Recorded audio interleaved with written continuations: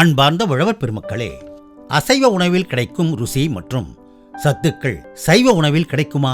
கிடைக்கும். காளான் உணவில். காளான் ஒரு சத்து மிகுந்த எளிதில் ஜீரணமாகும் ஒரு உணவு. இதனால் சைவ உணவகங்களில் காளான் உணவிற்கு நல்ல வரவேற்பு உள்ளதால் காளான் உற்பத்தியில் பல உழவர்கள் ஈடுபட துவங்கிவிட்டனர். உணவு காளான்களில் முக்கிய வகைகள் பால் காளான், சிப்பிக் காளான் மற்றும் மொட்டுக்காளான். இவற்றில் பால் காளான் மற்றும் சிப்பிக் காளான் வகைகளை நாம் சமவெளிகளில் காளான் குடில்கள் அமைத்து சுலபமாக வளர்க்க முடியும். இன்றைய நிகழ்ச்சியில் வேலூர் மாவட்டம் பாக்கம் கிராமத்தில் பால் காளான் வளர்ப்பில் முனைப்புடன் ஈடுபட்டு கொண்டிருக்கும் திரு பழனி அவர்களின் அனுபவங்களை பார்க்கலாம். காளான் மிக அருமையான ஒரு உணவு. காளான் உற்பத்தி என்பது மிக கடினமான ஒன்று. இதற்கு தேவையான அனைத்து பொருள்களும் நம் விவசாய கழிவிலிருந்தே கிடைக்கின்றது. வேறு எங்கும் போய் தேட வேண்டிய அவசியமும் கிடையாது. ஆனால் பொறுமையாக காளான் தொழிலை செய்து வந்தால் நல்ல லாபமும் உண்டு. இன்றைய ஃபாஸ்ட் ஃபுட்டு காலத்தில் சைனீஸ் ஃபுட்டை அதிகமாக உண்டு உடலுக்கு தீங்கு வருகின்றது. அது நிறைய பேருக்கு தெரியாது. காளான் ஃபுட்டையே சைனீஸ் ஃபுட்டாக மாற்றி நாம் உண்டால் நம் உடலும் உள்ளமும் ஆரோக்கியமாக இருக்க வாய்ப்புகள் நிறைய உள்ளது. இது நடைமுறையிலும் உள்ளது என்பது நீங்கள் அறிவீர்கள். 100 ஆண்டுகளுக்கு முன்பே நம் இந்தியாவில் காளானை உட்கொண்டு காளானுடைய மருத்துவ குணங்களை தெரிந்து கொண்டு காளானை பற்றி நிறைய நூல்களெல்லாம் எழுதியிருக்கின்றார்கள். அதை நான் படித்த வகையிலே காளானை உற்பத்தி செய்ய வேண்டும், காளானை உற்பத்தி செய்து நம் ஊரிலே உள்ள மக்களுக்கு அளிக்க வேண்டும் என்பது ஒரே காரணத்துக்காக இந்த காளான் தொழிலில் ஈடுபட்டு 1.5 ஆண்டு காலமாக காளான் வளர்த்து வருகின்றேன். காளான் வளர்ப்பு என்பது என்னுடைய கனவு. நான் காளான் பண்ணையை வைத்து காளான் பண்ணை நடத்தி வருகின்றேன்.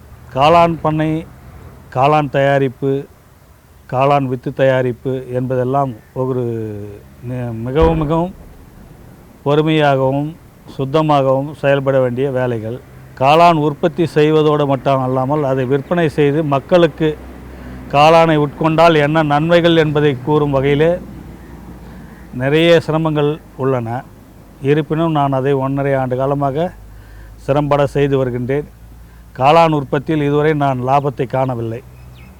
நஷ்டம் அடைந்தாலும் பரவாயில்லை என்ற ஒரே காரணத்துக்காக வெற்றி பெறுவோம் என்ற ஒரே ஒரு எண்ணத்தோடு இந்த காளான் தொழிலை செய்து வருகின்றேன். எனது நண்பர் சந்திரசேகர் என்பவர் திண்டிவனத்தில் இருந்து அவர்தான் எனக்கு குருவாக இருந்து இவை அனைத்தும் கற்றுக் கொடுத்தார். காளான் வெற்றி பெற்றால் நம் நாட்டிற்கு ஒரு சிறந்த அந்நிய செலாவணை தேடித்தரும் என்பதில் எனக்கு ஒரு நம்பிக்கை உண்டு. நம் ஊரிலே காளான் 100 ரூபாய்க்கு 120 ரூபாய்க்குத்தான் விற்பனையாகிறது. இதே காளான் வெளிநாட்டுக்கு சென்றால் 2000 ரூபாய் வரை விற்பனையாகின்றது.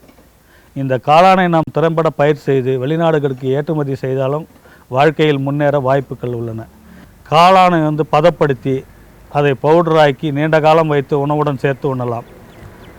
இப்போது ஃபாஸ்ட் ஃபுட் என்று நாம் உண்ணுகின்ற உணவிலே காளானை சேர்த்து கொள்ளலாம். காளான் பிரியாணி, காளான் சூப், காளான் பக்கோடா, காளான் 65 என்று பல வகை உண்டு. காளான் ஊறுகாய் போன்றவற்றை தயாரித்தும் பயன்பெறலாம். இன்றைய வியாபாரிகளுக்கு கிடைக்கின்ற லாபத்தை விட உற்பத்தியாளர்களுக்கு மிகவும் குறைவுதான்.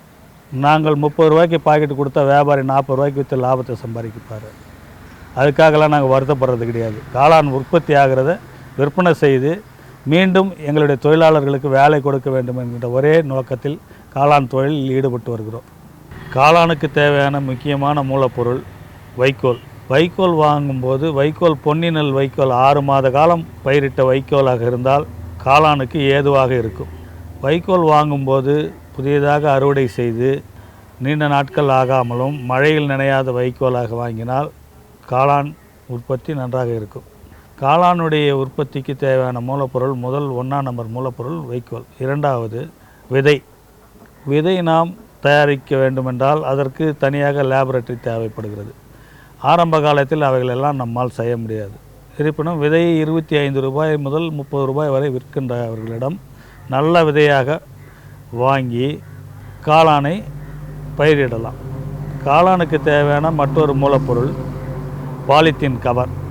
24x12 என்ற பிபி கவரை வாங்கி தயாரிக்கலாம். அதில் வைக்கோலை வெட்டி ஊற வைத்து பதப்படுத்தி ஒரு பெட்டு தயாரிக்க வேண்டுமென்றால் அதற்கு 300 கிராம் காளான் விதை தேவைப்படுகிறது. வைக்கோலை வேக வைத்து காளான் தயாரிக்கும் முறை மிக மிக சிறந்தது.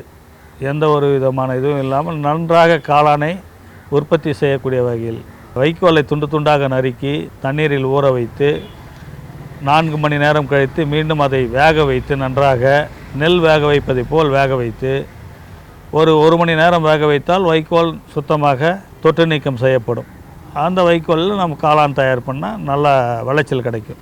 பாலித்தீன் கவர் வைக்கோல் வேக வச்சு நம்ம போட்டு ஒரு மேலே ரப்பர் பிராண்டு போட்டு கட்டி ஒரு பெட்டு 15 நாளைக்கு தொங்க விட்டேன்னு சொன்னால் காளானுடைய வளர்ச்சி விகிதம் மீண்டும் அதை நாம் 2ஆக கட் செய்து புட்டு மண்ணை வேக வைத்து தொற்று நீக்கம் செய்து அதன் மேல் பரப்பில் பூசினால் பூசிய 13 நாட்களுக்கு பிறகு காளான் மொட்டுக்கள் மேலே தோன்றும்.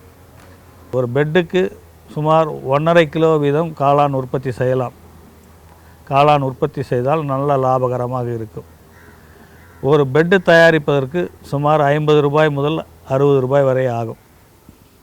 காளானின் மதிப்பு 150 ரூபாய் கிலோ என்றால் 1.5 கிலோவுக்கு 225 ரூபாய் வரை சம்பாதிக்கலாம். நன்றாக நோய்வாய்ப்படாமல் காளான் உற்பத்தி செய்தால் மேற்கொண்டு வருவது நமக்கு நல்ல லாபகரமாக இருக்கும். காளானில் 2 வகையாக நாம் செய்து கொண்டிருக்கின்றோம். சிப்பி காளான் ஒன்று தயார் செய்து கொண்டிருக்கிறோம். அதற்கு மேற்பூசு மண் எதுவும் தேவையில்லை. அப்படியே வைத்து ஈரப்பதத்தை நாம் மெயின்டைன் செய்தால் காளான் 30 நாட்களில் அறுவடைக்கு வந்து விடுகிறது. காளான் வளர்க்க தேவையானது மெயினாக நாம் குடில் அமைக்க வேண்டும். பால் காளான் என்றால் பூமிக்கு அடியில் 3 அடி பள்ளம் தோண்டி 9 அடி உயரம் உள்ள ஒரு வட்ட வடிவ குடிலை அமைத்து அதன் மேல் பிளாஸ்டிக் ப்ளூ நீல கலர் கொண்ட சீல்பாலின் குடில் அமைத்து காளான் உற்பத்தி செய்யலாம். அதே சிப்பி காளான் என்றால் சாதாரண தென்னை ஓலைக்கீட்டிலே குடில் அமைத்து செய்யலாம். 2 புறமும் காற்றோட்டங்கள் வைக்க வேண்டும். 2 காளானுக்குமே காற்றோட்டம் வைக்க வேண்டும். இமீடியட்டி மெயின்டைன் செய்ய வேண்டும். வெப்பநிலை 35 டிகிரிக்குள் இருக்க வேண்டும். ஈரப்பதம் 80% இருக்க வேண்டும். அந்த மாதிரி மெயின்டைன் பண்ணணும். அதே சிப்பி காளான் பண்ணோம்னா 25% தான் வெப்பநிலை இருக்கணும். ஈரப்பதம் 80% இருக்கணும். அப்படி இருந்தால் சிப்பி காளான் ஈஸியாக வளரும். பால் காளானை பொறுத்த மட்டிலும் காலத்திற்கு தகுந்தாற்போல் குடில் மேலே நம் தென்னங்கீற்று ஓலை போட வேண்டும். மழைக்காலங்களில் அதை அகற்ற வேண்டும். இது போன்ற சில நுணுக்கமான வேலைகளை செய்து வந்தால் பால் காளானுடைய வளர்ச்சி நாம் எளிதாக காணலாம். பால் காளானுடைய குடிலினுடைய அகலம் 11 அடி அகலமும் சுமார் ஒரு 45-40 அடி நீட்டுக்கு அமைக்கலாம். அதே போன்று சிப்பி காளானுக்கும் 11 அடி இல்லாத 16 அடி 16க்கு 20 என்கின்ற விதத்தில் குடில் அமைத்து தயார் செய்யலாம். படுக்கை மேல் பூசுகின்ற கால்பாலானுக்கு படுக்கையின் மேல் பூசுகின்ற மண்ணில் சுண்ணாம்பு கலவை கால்சியம் கார்போனேட் என்கின்ற ஒரு கலவையை 1 கிலோ மண்ணுக்கு 20 கிராம் வீதம் கலந்து மண்ணை வேக வைத்து நன்றாக தொற்று நீக்கம் செய்து மேலே பூசிவிட வேண்டும். பூசிவிட்டு நாளிலிருந்து காலையும் மாலையும் 2 வேளை அதற்கு தண்ணீர் ஸ்ப்ரே பண்ணணும். ஸ்ப்ரே பண்ணணும்னா தண்ணீர் ஊற்றக்கூடாது.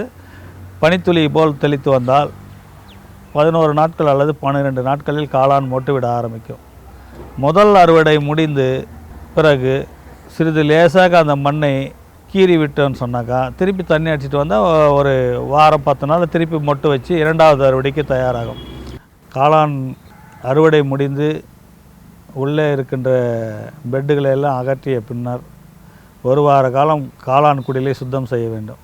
அதற்கு பொட்டாசியம் பர்மாங்கனேட் மற்றும் ஃபார்மாலின் 2ஐயும் கலந்து புகை போட்டு நம்ம லேபெல்லாம் க்ளீன் பண்ணுவாங்க, அந்த மாதிரி க்ளீன் பண்ணணும்.